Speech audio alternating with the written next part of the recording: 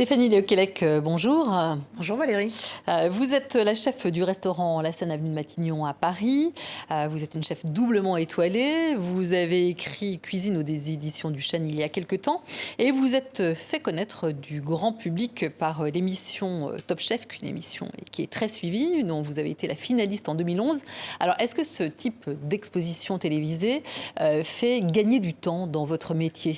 C'est évidemment un accélérateur de carrière, une mise en lumière d'un savoir-faire, d'un bagage professionnel qu'on a pu acquérir.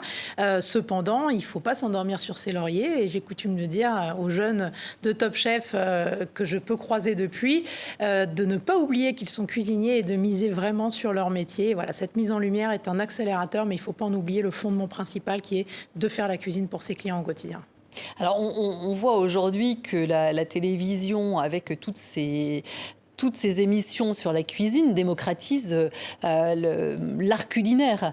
Est-ce que vous pensez que ça permet aux gens de cuisiner quotidiennement de façon plus saine ? Alors, je crois que ça leur en donne envie, en tout cas. Je crois que ça reste quand même quelque chose de très positif parce que les gens ont envie d'un seul coup de s'identifier, de se dire, tiens, est-ce qu'il y a des choses... Alors, Top Chef, c'est un peu différent parce que on est dans un registre un petit peu complexe quand même, avec des recettes assez élaborées. Mais ça donne envie aux gens quand même de peut-être découvrir un produit, d'aller en bas de chez soi, chez le primeur, chez le boucher, chez le poissonnier, chercher un petit morceau de poisson, un petit légume et puis d'essayer, en tout cas, de s'y mettre en cuisine. Oui, je pense qu'il y a eu quand même un regain d'intérêt de retourner en cuisine et de se dire, faut prendre un petit peu de temps de faire de la cuisine à la maison.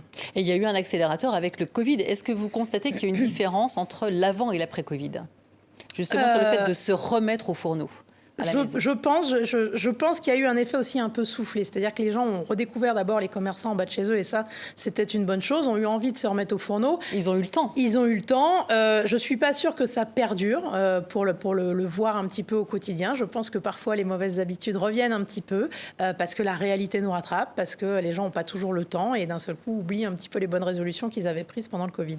Alors, pour cuisiner rapidement quand on n'a pas le temps, vous avez proposé justement pendant cette période de Covid des recettes sur Instagram. Oui. Est-ce que c'est aussi une façon d'attirer les jeunes vers le fait de cuisiner davantage ? Alors clairement, aujourd'hui, les réseaux sociaux sont le vecteur principal de communication pour nos métiers de bouche. Moi, j'ai énormément de jeunes dans mes équipes et on voit bien qu'ils sont attirés de toute façon d'abord par un compte Instagram, par un plat, par un chef qui est assez actif sur les réseaux sociaux, clairement. Donc oui, c'est un moyen important aujourd'hui qu'il faut considérer pour communiquer sur la gastronomie en général.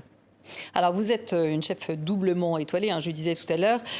Mais bon, on voit qu'il y a beaucoup de femmes qui travaillent dans les brigades. Il y a 30 à 50% de femmes qui font partie des brigades de cuisine.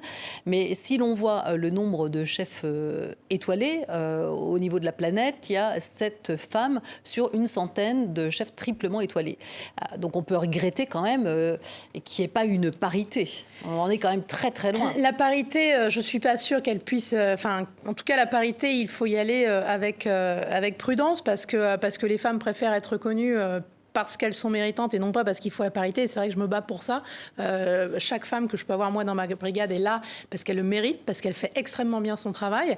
Je crois qu'il se pose à un moment de la vie d'une femme la question de fonder une famille, des enfants. Et c'est souvent là, à ce moment-là, que les jeunes femmes qu'on a effectivement dans les 30% des brigades que vous avez citées se disent, bon, je vais mettre ma carrière entre parenthèses parce qu'il va falloir que je fonde une famille, parce que, etc. Et c'est à ce moment-là que moi, j'ai envie de leur porter un message, de se dire, moi, j'en suis l'exemple. Je pense, ça fait 20 ans que je suis mariée, j'ai 3 enfants, j'ai 4 établissements, 70 collaborateurs aujourd'hui, 2 étoiles au guide Michelin. Et pour autant, avec beaucoup de travail, beaucoup de passion, un petit peu d'organisation, on peut concilier tout ça. Donc, à toutes ces jeunes femmes que je croise qui me disent aujourd'hui, vous êtes assez inspirantes pour nous, je leur dis, écoutez, suivez cet exemple-là et ne choisissez pas, ne sacrifiez pas votre vie professionnelle, votre passion, parce que quand on se lance dans ces métiers de la gastronomie... On travaille tardivement. On travaille très dur, mais je pense qu'aujourd'hui, ces métiers-là ont changé quand même.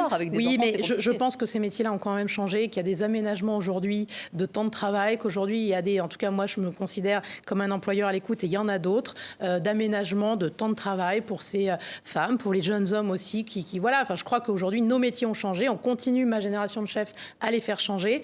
Donc, je pense qu'on va vers du positif quand même.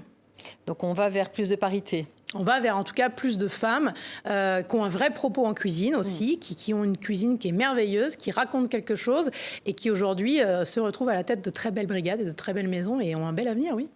Alors, vous avez été donc à la tête de restaurants de Palace, hein, Georges V, l'hôtel Prince de Galles.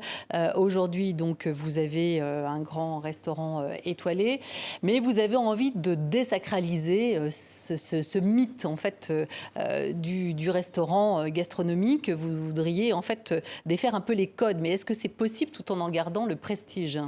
Je crois en tout cas, c'est ce qu'on fait. Alors après, il y a des maisons qui resteront dans certains codes et on y va pour ça aussi. Je pense à des grandes institutions parisiennes, françaises, voilà, qui restent dans un registre de gastronomie classique. Aujourd'hui, la Seine, on l'a réfléchi comme une salle à manger, comme ma maison, comme presque ma salle à manger d'appartement dans laquelle je reçois mes clients dans la simplicité, dans l'intimité, avec un service qui est très attentionné mais plus léger, avec effectivement des codes, des nappes par exemple, qu'il n'y a plus sur la table, entre autres. Je crois qu'on a remis finalement la sincérité, le partage, les valeurs de la table au centre du débat. Et finalement, qu'est-ce qui est important? C'est simplement d'emmener les clients dans un univers qui soit singulier, qui soit personnel. C'est ce qu'on essaye de faire à la Seine. Et c'est ce que, je pense, va bercer la gastronomie, en tout cas française de demain. Alors la gastronomie de demain, c'est aussi le développement durable. Comment on s'adapte?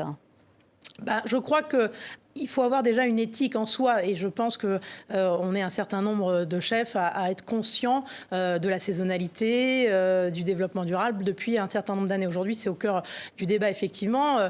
Moi aujourd'hui, travailler un bœuf de Kobe par exemple, ça m'intéresse pas beaucoup. C'est délicieux, j'adore en manger quand je suis en déplacement au Japon.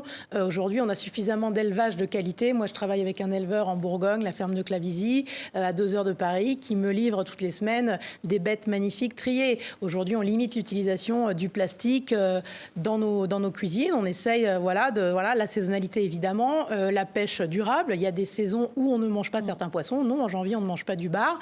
Et non, en plein été, on ne mange pas des coquilles Saint-Jacques.